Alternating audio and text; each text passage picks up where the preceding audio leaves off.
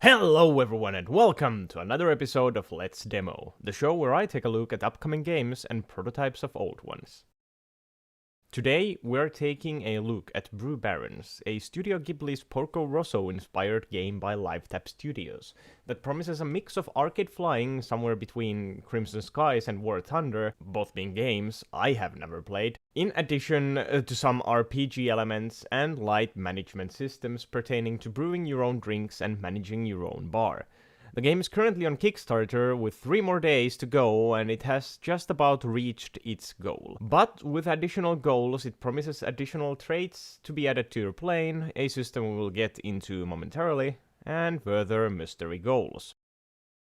From the get-go, the game offers quite an extensive tutorial which is duly recommended, since, unsurprisingly, a game that juggles between a managing game and a flying game has a ton of mechanics to learn. The demo offers 40 minutes of game time that you can spend as you wish within the limited demo area of the game. The timer only starts after the tutorial is over, and you can start a new game as many times as you wish, every time with the 40 minutes on the clock. So there really isn't any hurry to do and find everything on first try.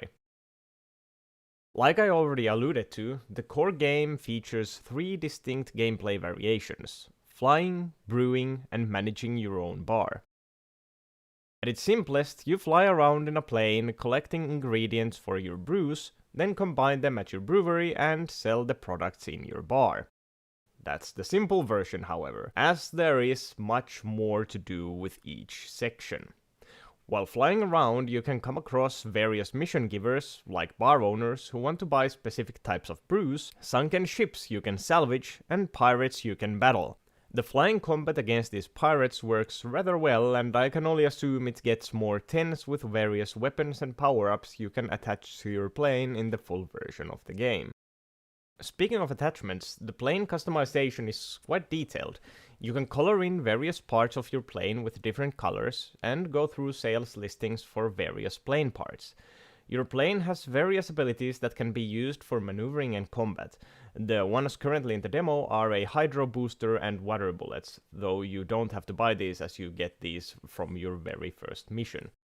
You will need to keep your plane healthy so it doesn't break from rough landings, and buy more cargo space to hold more inventory.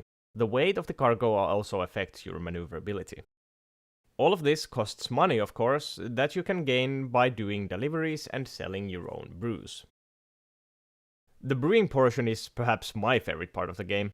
All of the ingredients you have collected from around the world, which is by the way done by shooting at various trees and plants, very arcadey, that you have transferred to your brewery can be used for your brews. Though one specific brew can only have 3 different main ingredients and 1 additional one. I'm not entirely sure what that additional one would do, since I never actually got to try that out, but hey, you can try it out as well.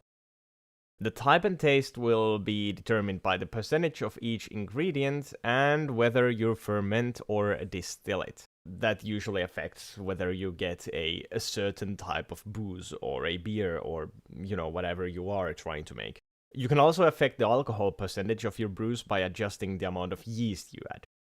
Even the bottle, the cap, the name, and the label of your brew is completely customizable, and the devs have promised that in the full version of the game you can import your custom labels, which definitely has me excited because I very much love doing my own specific thing. I wish that would also apply to the plane, because it would be very nice to have your own, little drawings on the side of the plane. But that's beside the point. After your brew is done, you can either sell it in your own bar or sell it to another establishment for money. Though, do note that most bars require a specific blend, so you can't just do whatever and hope somebody would buy it. I mean, there is a chance, maybe you did just exactly that, something that somebody needs, but usually it's better to go to those little missions and see what they want. Those missions also have a time limit usually, so you need to be quick on your feet. You need to find ingredients and brew your beer or whatever you're making in a timely fashion. I don't know what the drawbacks for not doing all of this is, but that is also a part of the game. In any case, The bar portion is very customizable, from the layout and types of furniture to what types of brews you are selling, and if your establishment allows smoking. The smoking, when you choose it, also adds a smoke effect to your bar, which is a nice touch. It almost seems like the ashtrays are some type of a fog machine, just billowing smoke every now and then, even if there are no customers. So maybe your guy just goes around and puts cigarette butts in every one of those, or maybe they are just perpetually like burning cigarettes in those. I don't know. It's just a funny little detail I thought I'd mention right now. Anyway, you can also interact with your customers, which is optional, but it does have its merits. Like, they will give you hints regarding the world, maybe locations of enemy pirates or salvageable ships or something like that. But you know, that is a completely optional part. You don't have to talk with people if you don't want to. You can be socially distant, even in a video game, if that is what you truly wish. In the full game, you will also be able to hire people to work at your bar, so you don't have to be bartending yourself every now and then, but you can just outsource it to your other characters that you have hired to do exactly that. And you can just go and do all those flying missions if that is the one thing you want to do with the game. Of course, this brewing is still very mandatory, but you know, you can at least leave the bar to its own if you want to do that. The people you can add to your roster all have various pros and cons, such as being very good at bartending but not wanting to fly at night, because the people you hire for the bar can also be used as pilots and vice versa. The demo version only offers 2 characters to play as, and those are your main pilot and co-pilot, both of whom have a lot of dialogue in the tutorial part of the game. Graphically, the game is very pleasing and colorful. Its inspirations are quite clear to see, as the style of the world is very Studio Ghibli. That's fine by me. I am a big fan of Studio Ghibli's productions. There are also lots of small details as well, such as the characters' mugshots. When you look at them in the corner of the screen while flying around, you can see their hair and clothes being blown by the wind. That's a very nice little detail. It wasn't necessary, but I do appreciate it. It's very nice looking. Also, the character mugshots are very detailed, and I do enjoy the hand-drawn style all of them have. It's very distinct and make the characters look very. They have their personas. You can see the personas from their faces. All the side characters you can talk to and the characters you play as, they all are very distinctive. If there is one thing I would have to critique on the visual side, it would be the landing and flying close to the water. And why that's a part of the visual style, it felt like there was not enough indication when you were close to the water. Like, when I am playing a game that has flying and water mechanics, I'm half expecting like those small ripples of waves to appear when you are close to the water. I mean, sure, they might be there, but they are behind the camera at the point. I don't know if that's realistic. I've never actually, very intently watched videos of planes landing close to water or on water, but I would still like to see those ripples and water little waves under your plane while you are landing. Because when I don't see those, I am not entirely sure if the water is close to me, especially if there are no waves whatsoever. If the water where I'm trying to land is very still, I just kind of lose myself there and just plow into the water and explode. It's a little nitpick, but I would still like to have a clear visual indication when you are close. There is a red indicator that appears when you are close to water surface, but at least it felt like it didn't appear every time. It is quite faint, so it's kind of hard to see when you are trying to focus on your plane, and it only appears when you are practically already crashing anyway. So,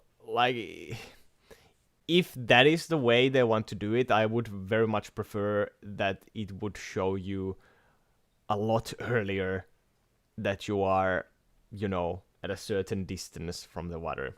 Anyway, that's how it felt to me at least. Not that there is very much drawback to the crashing anyway, you just appear back to your shop and have to repair your plane. Of course, this costs money, and in the long run you probably won't be able to fix your plane anymore. Don't know if that counts as a game over, or if there are different ways of getting back, back into the game. But, the monetary loss is the biggest thing, or really the only thing you get from crash landing into anything, I guess. I guess it should also be mentioned that the game has both controller and keyboard support, so whether you want to use your controller to, fly and manage and all of that, or if you want to use your mouse to fly the plane. Personally, when I tried the game, I used a mouse. It didn't really feel like the, go-to way of playing this game. So perhaps the controller portion would work better than the mouse controls. Though overall, the mouse-keyboard combination, I didn't really have that many troubles. I just feel like the controller would be the ultimate option. But again, that's probably dependent on what you are more accustomed to.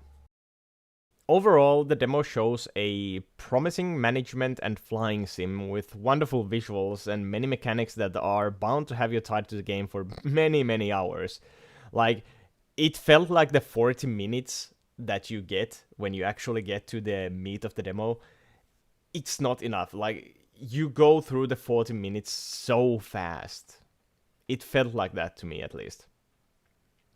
Okay, maybe the abundance of mechanics is not for everyone, and I feel the game might require somewhat of an acquired taste to enjoy. But, it's easy to find out if this is for you, though, as the demo is currently available on Steam for everyone to try. I will leave the link to that in the description if you want to jump straight into it. I will also leave a link to the Kickstarter for the game if you want to, throw in your money, so to say. I truly recommend you have a go at it yourself, as this is one of the most unique game concepts I've had the pleasure of playing in a very long time. Anyway, that's it from me for today. See you in whatever I decide to do next. Bye bye!